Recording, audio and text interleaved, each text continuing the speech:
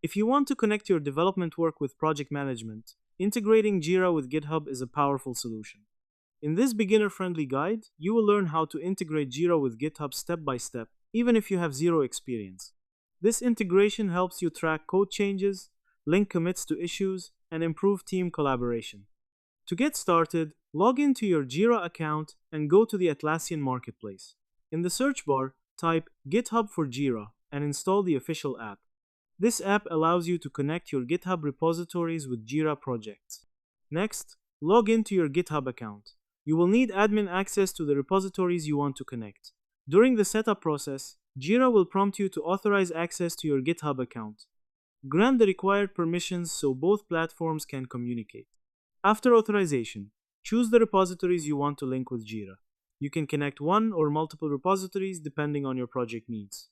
Once selected, complete the setup to establish the integration. Now, you can start linking Jira issues with your GitHub activity. The easiest way to do this is by including the Jira issue key in your commit messages, branch names, or pull requests. For example, if your issue key is proj101, include it in your commit message, and Jira will automatically link the activity to that issue. You can also view development information directly inside Jira. Open any issue, and you will see details like commits, branches, and pull requests related to that issue. This gives you better visibility into development progress.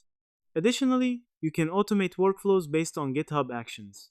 For example, you can move an issue to done when a pull request is merged. This reduces manual updates and improves efficiency. Make sure to test the integration by creating a commit with an issue key and checking if it appears in Jira. This confirms that everything is working properly.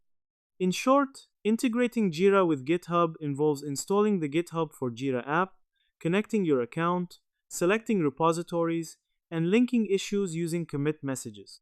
Now that you understand the process, set up the integration, and streamline your development and project management workflow.